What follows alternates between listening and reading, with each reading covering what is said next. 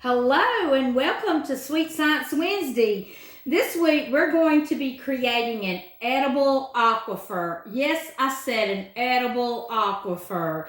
The list of ingredients you need are either blue or red food coloring, or you can substitute with red, grape, or orange soda, vanilla ice cream, clear soda such as Sprite or 7-Up, assorted items such as chocolate chips and various candy items, including marshmallows, miniature chocolate chips, colorful chocolate chips, and this represents your sand and gravel, and a variety of colored cake decoration sprinkles and or sugars, a drinking straw, clear cups, preferably plastic, but I'm using a glass one today, and either an ice cream scoop or a spoon. So this is also National Groundwater Week. And so we decided to have a little fun because, our science experiments are all about the kitchen items you can find. And of course, all of this comes from the kitchen, but we're going to be creating an edible aquifer.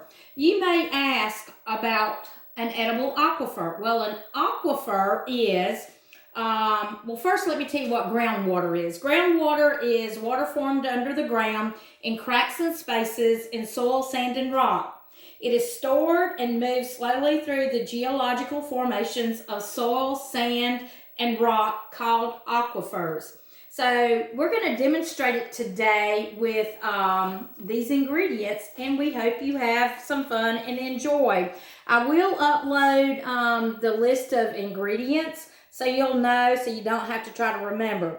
What you first want to do is take your clear cup and you place about a 1/3 cup of, you can even use gummy bears, chocolate chips, crushed ice, and this represents the soils and gravel. So we're going to start out with some miniature chocolate chips. We're going to do some multicolored chocolate chips, and then we're even going to take a couple of marshmallows. So you're going to see the gist of it once it starts getting put together. Okay, from there, we have taken, and we're going to add just enough soda to cover this layer so it gets in the crevices. So that's just enough there. Then we're going to add the confining layer over the water-filled aquifer, and this is the ice cream. So we're going to take a good heaping scoop of our ice cream. You kind of want to have it where it's semi-melted so it's easier to take out of the container, because if it's frozen solid, it's going to be harder to manipulate. So you'll want to put it in. Got another spoon here. And that's on top. So from there, what we want to do is add more sand and gravel, and that is the chocolate chips.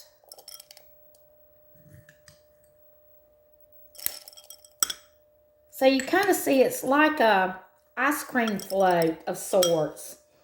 Then from there, you take the different colored sprinkles and sugars and pour it on top.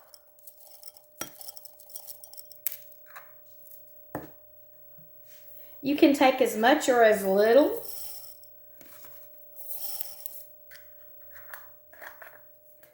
Now you add the soda that has the food coloring, and this represents the contamination. And so watch as it's poured into the aquifer. You'll see it's getting down below the ice cream level. So it's actually contaminating the aquifer. So what you do from there is you pull a straw, and if you could find a clear straw, you would actually see this, but you would stick it in gently, because this represents your whale in the center of your aquifer. And you begin sucking slowly because you'll watch the decline in the water table. So it's kind of cloudy because of all this blue, but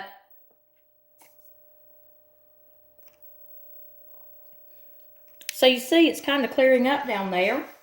Sorry, my mouth is full. But the water will decline in the water table because you will see the ice cream go slowly going down. And you'll when you do this yourself, you'll notice you'll get a mouthful of contaminants coming up. So to recharge your aquifer, you add more soda, which would represent after a rain shower.